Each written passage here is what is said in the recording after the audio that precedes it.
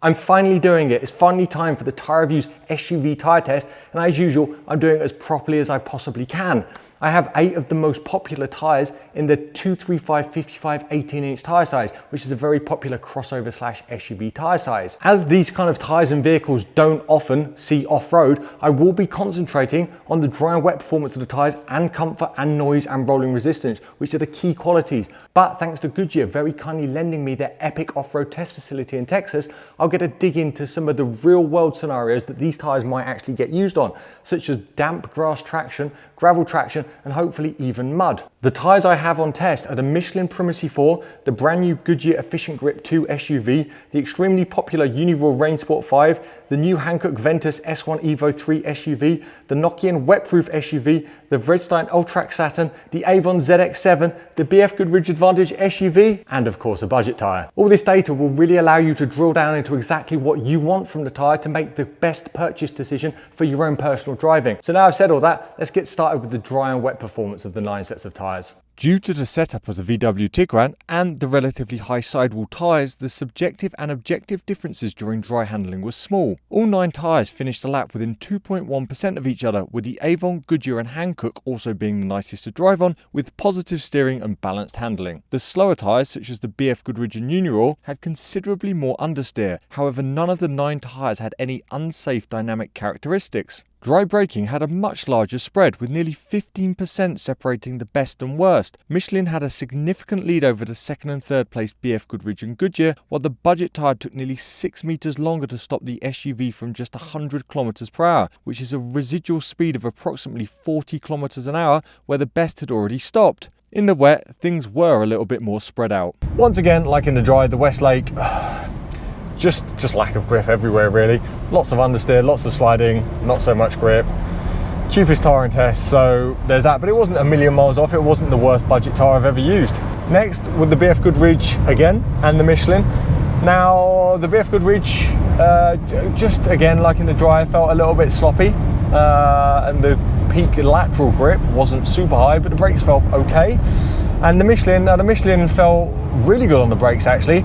And it felt like it had good grip, but just over the course of this lap where there are deeper parts of water, the Michelin was aquaplaning more, which meant you were hesitating on the throttle more and waiting to put that power down or waiting to turn a little bit more, and it just hampered the overall lap time. So I felt like the Michelin had good grip, but the lap time suffered because of the aquaplaning, and the starting tread depth of the Michelin is the shallowest on test, so it'll be interesting to see how that tyre does in the aquaplaning tests. The Nokian tyre, good grip, perhaps not the most dynamically, it wasn't as fun to drive as the Goodyear Hankook. Then there was the Avon. Now the Avon felt like the Goodyear and Hankook actually. I think it was the same in the dry. Felt pretty sporty, but like the Michelin, perhaps not quite as bad. Like the Michelin, the Avon also had a bit of aquaplaning in various places that just cost the tyre time, because aquaplaning with understeer just means you're understeering more and waiting and waiting and waiting. The Goodyear and Hankook were again the most enjoyable tyres to drive in the wet, both giving you a rounded package with nice steering feel, good braking and just some confidence to push on. As I've said before, doesn't turn the Tiguan into a Tiguan GTI, or actually VW called it Tiguan R, didn't they?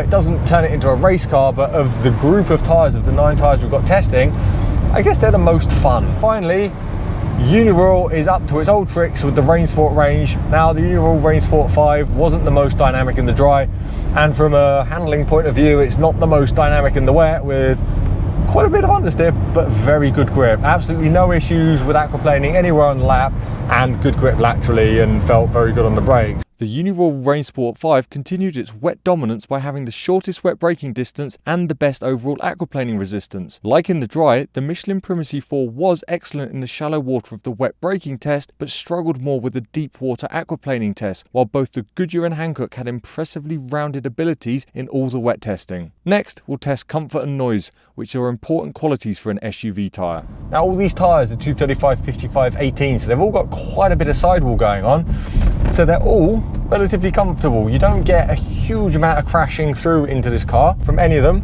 but there are differences.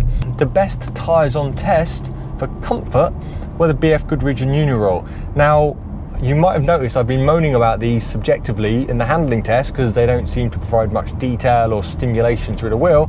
and that's paid back in comfort.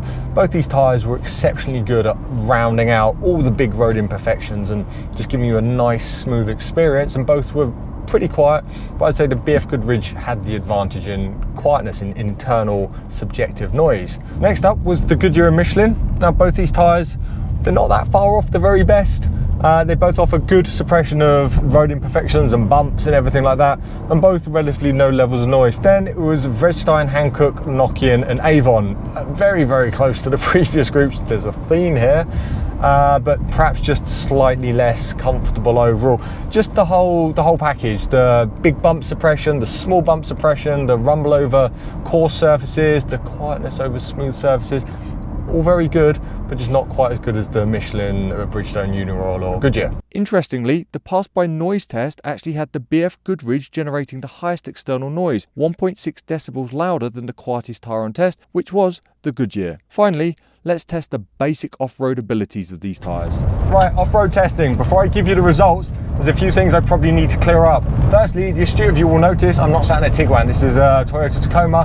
Why? Well, Goodyear have modified this vehicle so I can lock the rear diff, and it has an auto box. The other one's manual, which ensures repeatability when we're doing traction runs, because we're doing 10 and averaging them out. Secondly, Goodyear gave me the option of doing any off-road testing I wanted, but due to time constraints, I picked what I thought was the most applicable in the real world, which was damp grass traction, gravel and mud. Thirdly, sadly, mud isn't a thing, because we've had some heavy storms in Texas this week. It's ruined a lot of testing, and the mud pit was just too damp. We even tried putting the Tiguan in to get some weight over the driven axle, and that was a no-go. I wouldn't have been confident in the data, and as I'm a data geek, if I'm not confident in the data, I'm not doing it. As for the slightly moist grass, well, there was actually a bit of a correlation with wet braking, with Hankook, Michelin and Goodyear being the best of the best, and Nokian, Avon and WestLake struggling a little bit more. There was over 10% between the best and the worst tyres on test, meaning there potentially is the difference between the tyre that will get you stuck and a tyre that will get you moving. So worth keeping in mind if you think you're going to be using your SUV on slightly damp grass. As for gravel, Goodyear narrowly beat Uniroyal to the best, which is interesting because the Uniroyal, although it's an asymmetric tyre, it has the most directional pattern, so I thought it was going to be pretty good on gravel, and I guess it was. But the correlation was, it might just be a fluke, but the correlation was the tyres with the highest starting tread depth were the tyres that performed better in gravel. I'm not sure if it's related, but I thought it was interesting. Sadly, you'll notice that WestLake isn't available in the overall results. That's because it started storming just as I was driving to the gravel strip, and sadly that tyre couldn't run. So for the overall results, I've just marked it as 100%, but we don't actually know where the data is. And speaking of the overall results, let's get off this loud gravel and let's go look at these overall results. As always, to get to this final order of tyres, we turn all the data into percentages, apply a score weighting to them, and then add them up for the final order. As this is an SUV test, I've placed a slightly higher overall weight on noise, comfort and fuel use than in previous tests, and of course we have the off-road performance to take into account, but this only has a small weighting on the overall scoring. The good news is I'm giving you all the data on tyrereviews.com, so you can head over and pick your own winner. In last place was this, the WestLake, and again it's the cheapest tyre on test. You may have noticed this tyre is a mildly siped tyre, and while it was sold to me as a summer tyre, it's actually sold in many markets as an American style all-season tyre. This does excuse some of its performance, however it really doesn't excuse the crazy long braking distances in both the dry and wet, one to avoid. The Avon ZX7 was next. This tyre was enjoyable to drive and performed really well in both the handling tests, but sadly that was the peak of its performance, and it struggled in braking, aquaplaning and had the highest fuel use of test. Not a bad tyre and usually well priced, it just needs to improve in the key safety critical areas such as braking. The Vredestein Ultrac Satin placed 7th overall, and this is another tyre that I actually really enjoyed driving but lacked grip in the critical braking test. It was however excellent in aquaplaning tests, good in gravel, low external noise and low rolling resistance. So I'd like to see the next generation of this tyre give up some of that aquaplaning resistance to put more rubber on the ground for the grip tests such as braking. 6th place was awarded to the Nokian WetProof SUV. Now this was actually a balanced tyre, not particularly bad in any of the key tests, but sadly not stellar in any of them either. I like the thought process of the Nokian engineers, and it just needs a small improvement in all areas, and it should bring it back to exactly where Nokian want it to be, and that's near the front. A good balanced tyre, just wasn't excellent in any area. The BFGoodrich Advantage SUV is a tyre that seems to have a bit of a split personality. On one hand, it had the highest external noise levels on test, but conversely was one of the most comfortable tyres to drive on. It had very good aquaplaning resistance, but conversely poor wet grip in braking and in handling, and was very good in dry braking, but not so good in dry handling, where soft steering response and lots of understeer really cost it time. Add in a decent rolling resistance result, which it had, and you've got 5th place overall for the BFGoodrich. Hankook Ventus S1 Evo 3 SUV might be a mouthful to say, but it's a very good tyre. It was one of the best subjectively in both dry and wet handling. It had the fastest dry lap, short braking distances in the dry and wet, and good grip on grass, and low noise. The drawbacks? Well, it had quite a high rolling resistance, and it wasn't great on gravel. Overall, a very good tyre deserving its 4th place. Uniroyal are back on the podium with the Rainsport 5, and if wet performance is your priority above everything else, this is your test winner. It dominated the wet test, having the fastest wet handling, the shortest wet braking distances, and the highest overall aquaplaning resistance. It even had good levels of comfort and was very good on gravel, thanks to this tread pattern probably. However, all this good comes at the expense of dry grip and handling. The tyre was average in dry braking and one of the slowest over the dry handling lap, and like the previous tyre, the BFGoodrich, it had so much understeer, it just wasn't an enjoyable tyre to drive quickly.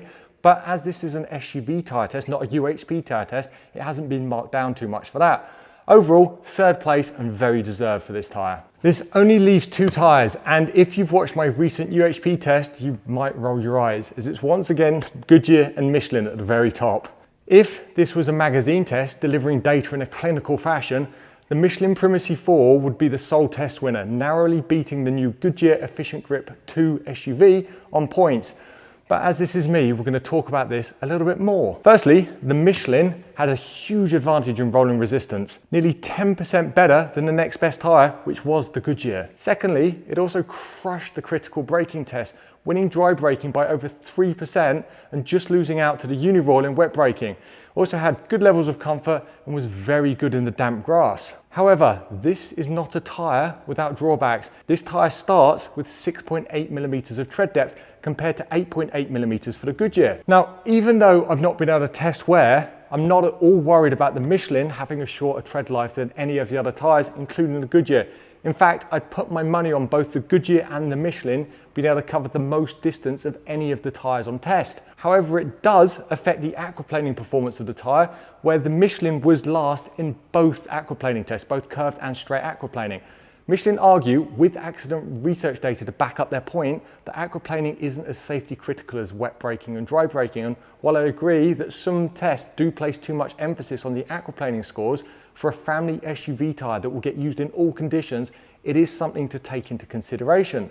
The Goodyear EfficientGrip 2 SUV might not have won overall on points, and the only tests it did win were the low-weighted gravel traction and external noise tests, but once again Goodyear have made a tyre with no real drawbacks.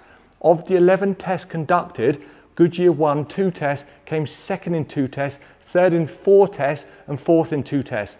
The one test it came 5th was curved aquaplaning, and while it was 11% behind the winning Vredestein in that test, it was still nearly 17% ahead of the Michelin. Once again, Goodyear and Michelin are fighting it out at the very top, but this time with actually quite different design approaches to tyres. The point system does have Michelin as the winning overall, but it's up to you to pick whatever tyre you feel will fit your own driving circumstances and desires. One last point, I haven't factored in price to the overall results, but I did have some time to check what various retailers are selling everything out, especially these two. And Goodyear is significantly cheaper than the Michelin in pretty much all the retailers I've checked. Something to factor in when you're doing your shopping. As always, any questions, please ask below. All the data is on tyrereviews.com. Give it a thumbs up if you've enjoyed it, subscribe if you haven't already, and as always, safe motoring.